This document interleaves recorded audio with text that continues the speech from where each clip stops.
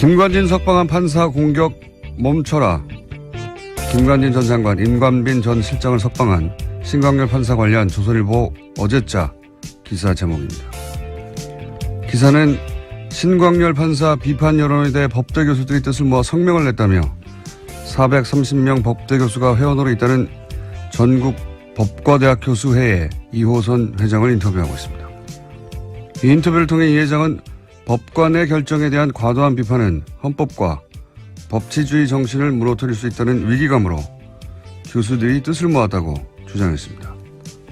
그런데 이 단체 홈페이지에는 그 430명이 누군지가 없고 뜻을 모았다는 교수들 명단도 없고 발표했다는 성명서도 없고 기자회견의 정보도 없습니다.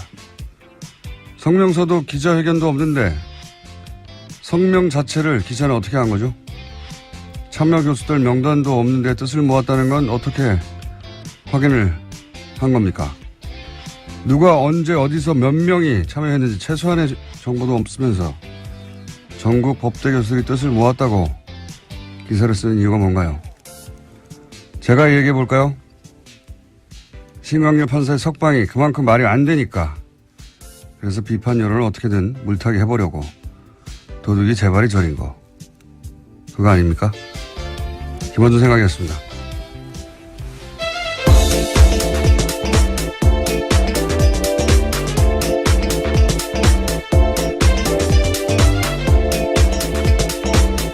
시사인의 김은주입니다. 네.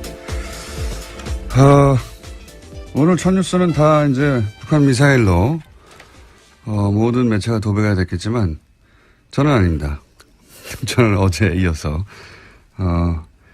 이 전국 법과대학 교수회의 이야기를 좀 더 해야 되겠어요. 예. 어제 좀 이 단체가 어떤 단체인지 조사 좀 해보셨어요? 네, 어제 홈페이지가 다운되어 있어서요. 접속이 안 됐습니다. 계속해서. 접속자가 아마도 폭주해가지고, 예, 확인해 보려고 하는데, 홈페이지가 안 열린 걸로, 예. 근데 이제 폭주하기 전에 저는 다 봤거든요. 이미. 봤는데, 원래는 전국 법과 대학 교수, 회의가 아니라, 명칭이 달랐는데 이게 명칭이 변경됐어요, 작년에. 그리고 작년 2월에 사단법인화 되고, 이제 현 회장이 선출됐어요. 어제 말씀드렸듯이 알림마당 공지는 한 6개. 자료도 한 10여 개 수준. 예. 거의 회장님 혼자 운영하는 홈페이지 아닌가. 그 정도 수준이었는데, 사무실도 본인 연구실이나 그 옆방인 것 같고요. 예. 앞으로 이제 서명했다는 명단이 혹시라도 나오면 일일이 다 확인해 볼 생각입니다. 근데 제가 이제 이 뉴스에 관심을 가진 이유가 뭐냐면 저는 이런 뉴스에 관심이 많아요.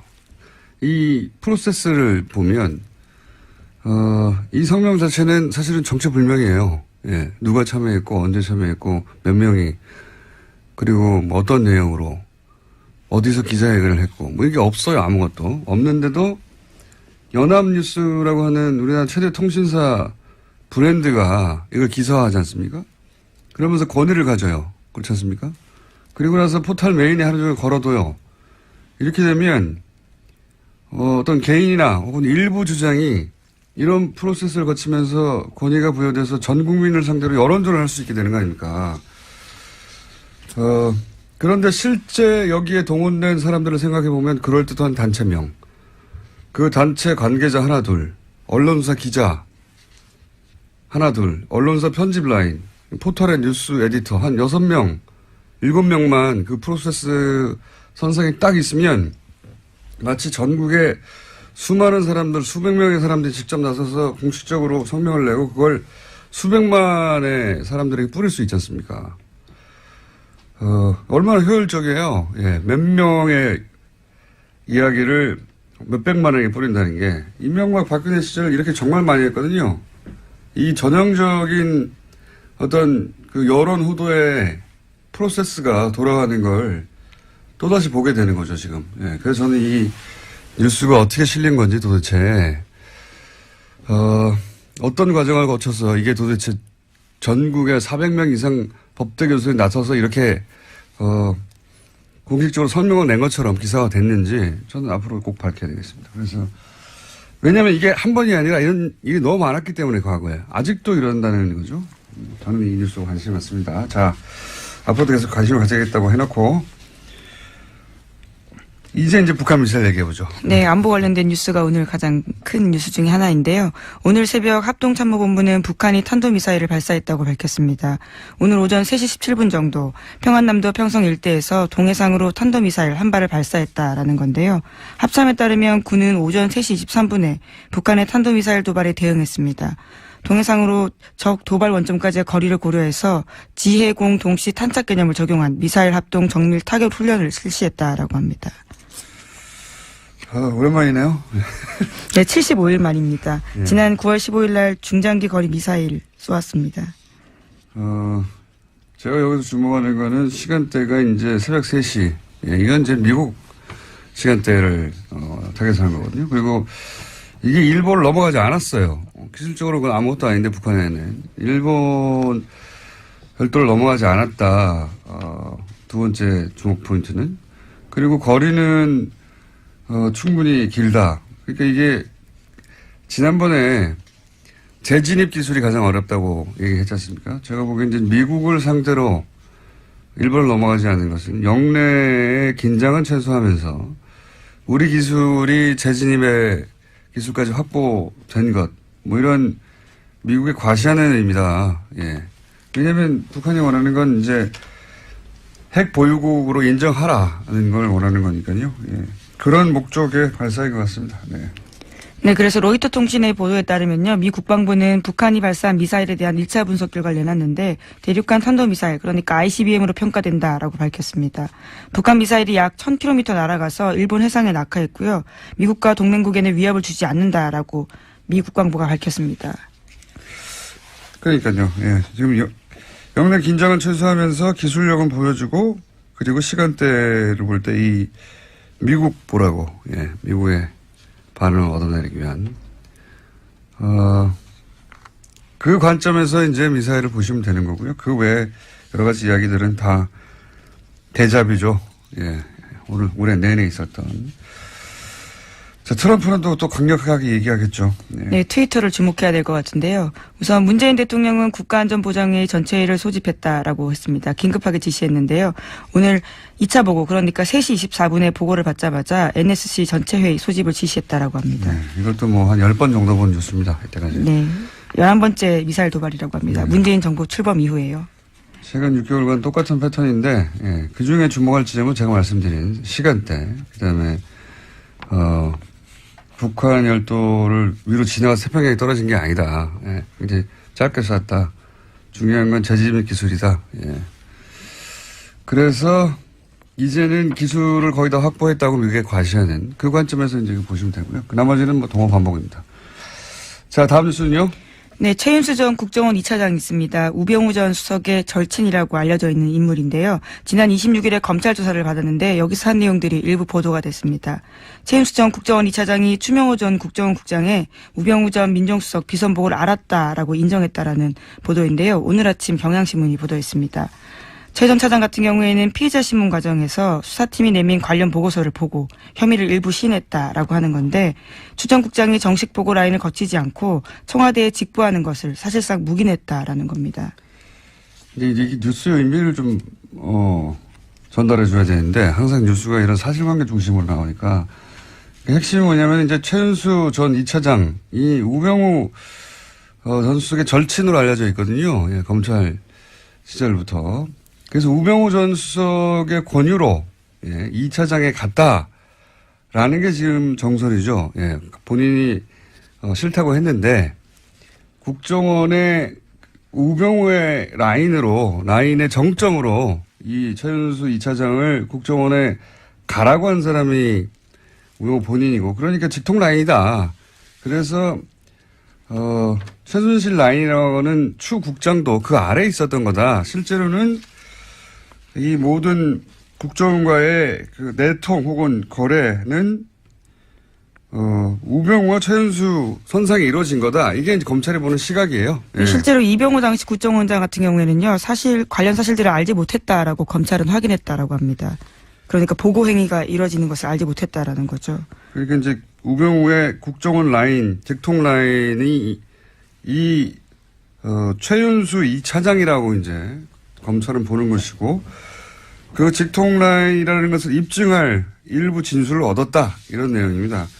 이렇게 되면 이제 뭐가 달라지냐면, 우병우 전 수석이 국정원을 직통으로, 이 사람과 거래하면서, 이 차장과 거래하면서, 불법적으로 뭐 감찰을 한다든가 정보를 빼낸다든가 혹은 뭐 그 감찰 얘기도 많았잖아요. 네, 그렇죠. 특별감찰관 같은 경우에는요, 불법 사찰했다라는 혐의들이 있는데요. 이석수 전 감찰관뿐만이 아니라 이광구 우리은행장, 그리고 김진선 전 평창 동계올림픽 조직위원장 등이 이름을 올렸습니다. 이석수 전 감찰관 같은 경우에 우병우 전 수석의 개인 비리를 캐고 있으니까 이 국정원에 연락을 해가지고 거꾸로 이석수 감찰관의 비리를 캐라. 라고 지시했다는 거 아닙니까? 심지어 운전기사까지 만나가지고 이게 정보를 수집했다라는 거죠. 그러니까 이제 본인 개인 비리를 정상적으로 청와대 감찰 기능을 하는 기관에서 조사를 하자 국정원을 동원해가지고 거꾸로, 불법이죠, 당연히. 그런 일에 동원했거나 혹은 최순실의 청탁, 예를 들어서 뭐 이광구 우리은행장을 왜 사찰했느냐.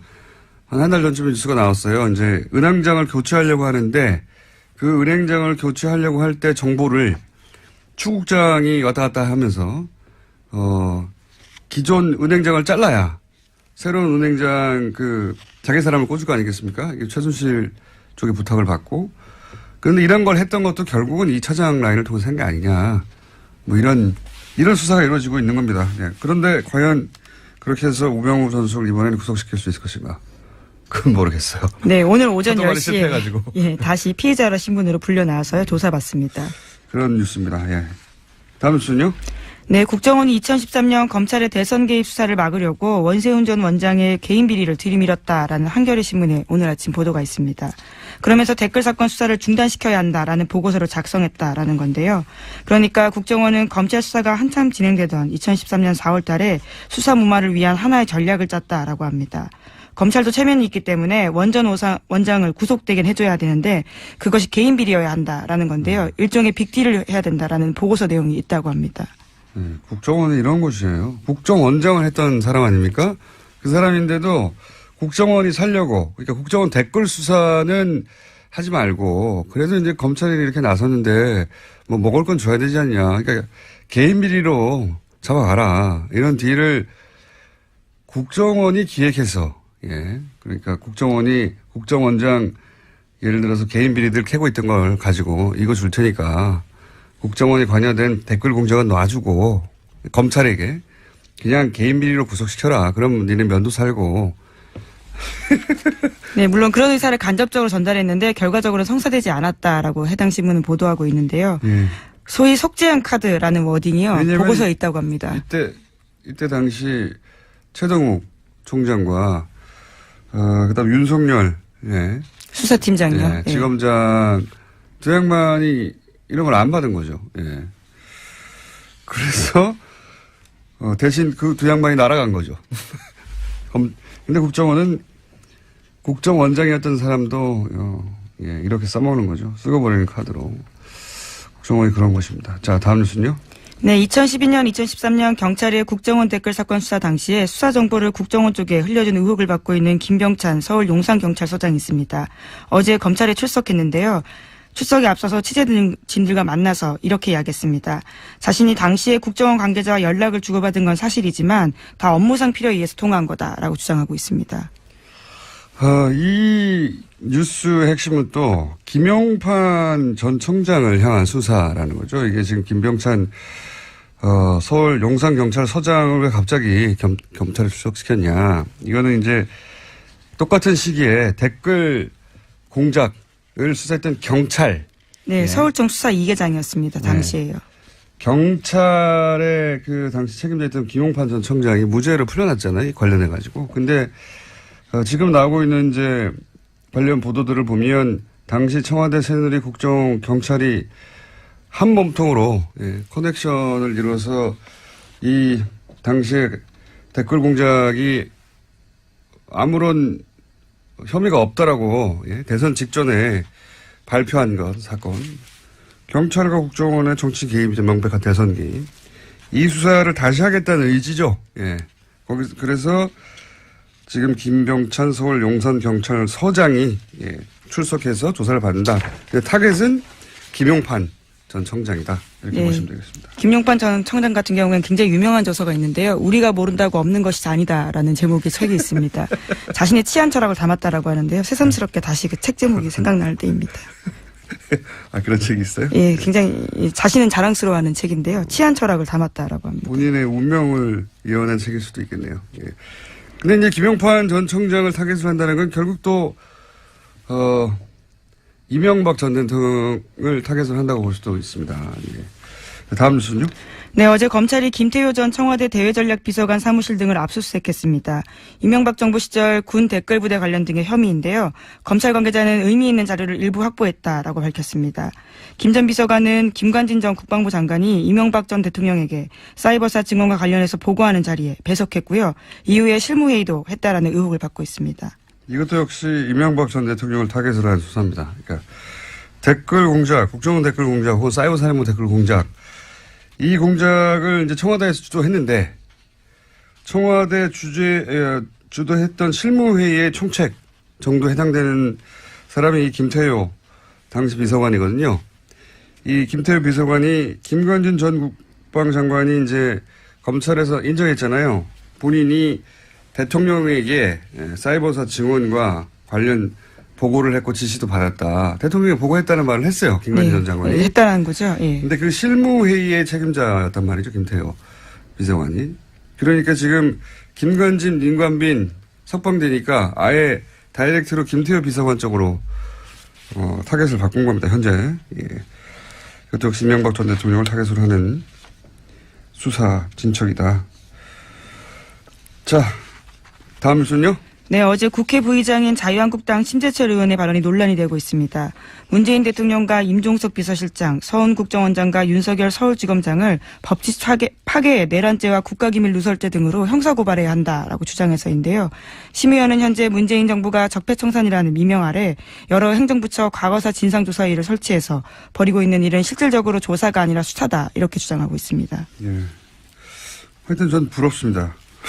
어제도 얘기했지만 뭐 아무 말이나 막 해도 되는 거 아닙니까? 예, 그렇습니다.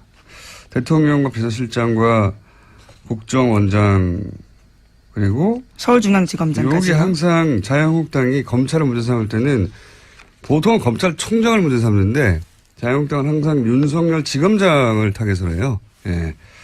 윤 지검장이 잘하고 있다는 얘기죠. 네, 내란죄까지 운운했습니다. 내란죄. 예. 그런 뉴스가 있습니다. 예. 좋겠습니다. 아무 말이나 막 해도 되고. 자, 다음 뉴스는요. 네, 어제 조윤선 전 정무수석의 재판이 있었습니다. 여기에 박준우 전 정무수석이 증인으로 나왔는데요. 전임 정무수석이었습니다. 박준우 전 수석 같은 경우에는 조 전 수석에게 불리한 진술을 어제 했는데요. 1심 때 한 진술을 바꾼 겁니다. 1심 때는 조 전 정무수석에게 블랙리스트 관련 업무를 인수인계했는지 기억나지 않는다라고 했는데요. 이 말을 뒤집은 겁니다.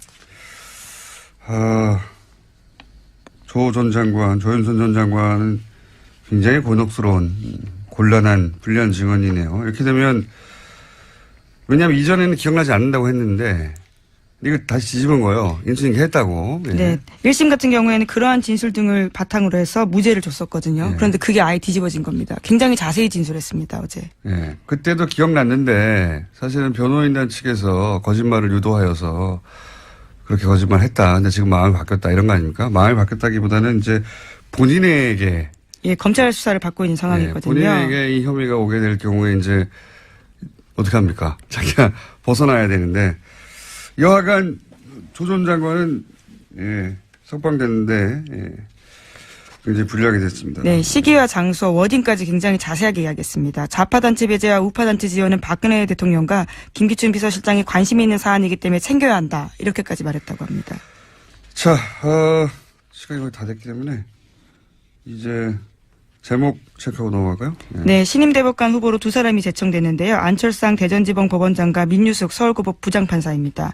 이제까지 서울대 50대 남성으로 획일화됐던 대법원 구성에서 탈피해서 다양화가 시도됐다라는 평가받고 있습니다. 비서울대 출신 여성 법관 그리고 소위 이제 엘리트 코스로 가는 법원 행정처 거치지 않은 그런 의미에서 파격이다. 예, 평가를 받고 있고요. 다음은요? 네, 국민의당과 바른정당 정책연대 협의체가 오늘 첫 회의를 엽니다.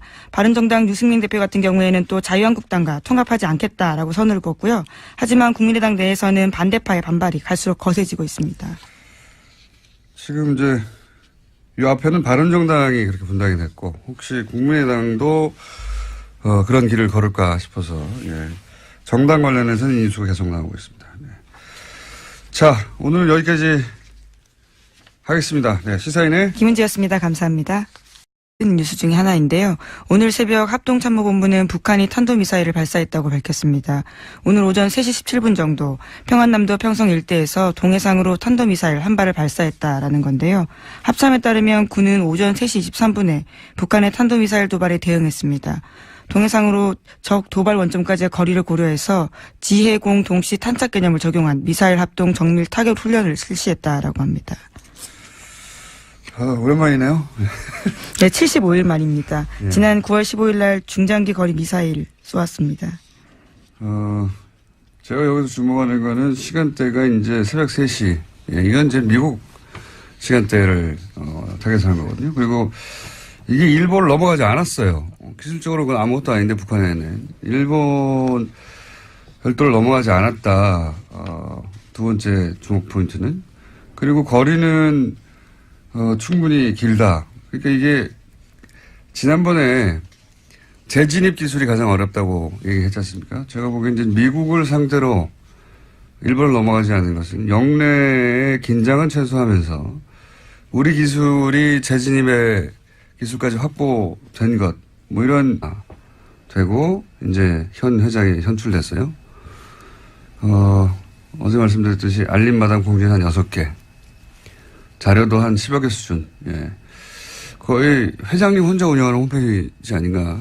그 정도 수준이었는데, 사무실도 본인 연구실이나 그 옆방인 것 같고요. 앞으로 이제 서명했다는 명단이 혹시라도 나오면 일일이 다 확인해 볼 생각입니다. 근데 제가 이제 이 뉴스에 관심을 가진 이유가 뭐냐면, 저는 이런 뉴스에 관심이 많아요. 이 프로세스를 보면, 이 성명 자체는 사실은 정체불명이에요. 누가 참여했고, 언제 참여했고, 몇 명이, 그리고 뭐 어떤 내용으로, 어디서 기자회견을 했고, 뭐 이게 없어요. 아무것도. 없는데도 연합뉴스라고 하는 우리나라 최대 통신사 브랜드가 이걸 기사화하지 않습니까? 그러면서 권위를 가져요. 그렇지 않습니까? 그리고 나서 포털 메인에 하루 종일 걸어둬요. 이렇게 되면, 어떤 개인이나 혹은 일부 주장이 이런 프로세스를 거치면서 권위가 부여돼서 전 국민을 상대로 여론전을 할 수 있게 되는 거 아닙니까? 그런데 실제 여기에 동원된 사람, 김관진 석방한 판사 공격 멈춰라. 김관진 전 장관, 임관빈 전 실장을 석방한 신광열 판사 관련 조선일보 어제자 기사 제목입니다. 기사는 신광열 판사 비판 여론에 대해 법대 교수들이 뜻을 모아 성명을 냈다며 430명 법대 교수가 회원으로 있다는 전국 법과대학 교수회의 이호선 회장을 인터뷰하고 있습니다. 이 인터뷰를 통해 이 회장은 법관의 결정에 대한 과도한 비판은 헌법과 법치주의 정신을 무너뜨릴 수 있다는 위기감으로 교수들이 뜻을 모았다고 주장했습니다. 그런데 이 단체 홈페이지에는 그 430명이 누군지가 없고 뜻을 모았다는 교수들 명단도 없고 발표했다는 성명서도 없고 기자회견에 정보도 없습니다. 성명서도 기자회견도 없는데 성명 자체를 기자는 어떻게 한 거죠? 참여 교수들 명단도 없는데 뜻을 모았다는 건 어떻게 확인을 한 겁니까? 누가 언제 어디서 몇 명이 참여했는지 최소한의 정보도 없으면서 전국 법대 교수들이 뜻을 모았다고 기사를 쓰는 이유가 뭔가요? 제가 얘기해 볼까요? 신광열 판사의 석방들을 생각해보면 그럴듯한 단체명. 그 단체 관계자 하나 둘, 언론사 기자 하나 둘, 언론사 편집 라인, 포털의 뉴스 에디터 한 6명, 7명만 그 프로세스 선상에 딱 있으면 마치 전국에 수많은 사람들, 수백 명의 사람들이 직접 나서서 공식적으로 성명을 내고 그걸 수백만의 사람들에게 뿌릴 수 있지 않습니까? 얼마나 효율적이에요. 몇 명의 이야기를 몇백만 원에 뿌린다는 게 이명박 박근혜 시절 이렇게 정말 많이 했거든요. 이 전형적인 어떤 그 여론 후도의 프로세스가 돌아가는 걸 또다시 보게 되는 거죠, 지금. 예, 그래서 저는 이 뉴스가 어떻게 실린 건지 도대체, 어떤 과정을 거쳐서 이게 도대체 전국에 400명 이상 법대 교수들이 나서서 이렇게, 공식적으로 설명을 낸 것처럼 기사가 됐는지 저는 앞으로 꼭 밝혀야 되겠습니다. 그래서, 왜냐면 이게 한 번이 아니라 이런 일이 너무 많았기 때문에 과거에. 아직도 이런다는 거죠. 저는 이 뉴스에 관심이 많습니다. 자, 앞으로도 계속 관심을 가져야겠다고 해놓고, 이제 북한 미사일 얘기해보죠. 네, 안보 관련된 뉴스가 오늘 가장 큰. 국방이 그만큼 말이 안 되니까. 그래서 비판 여론을 어떻게든 물타기 해보려고 도둑이 재발이 저린 거. 그거 아닙니까? 김원준 생각이었습니다.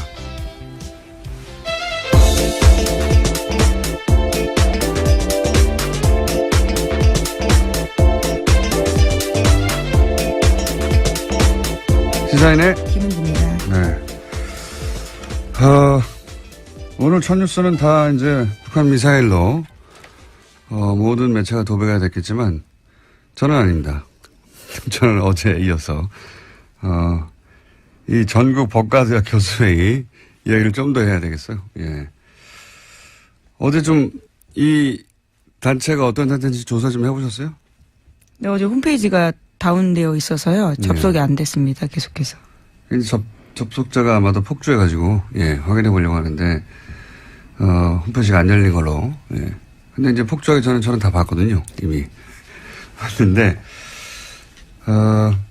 원래는 전국 법과 대학 교수, 회의가 아니라, 명칭이 달랐는데 이게 명칭이 변경됐어요, 작년에. 그리고 작년 2월에 사단법이나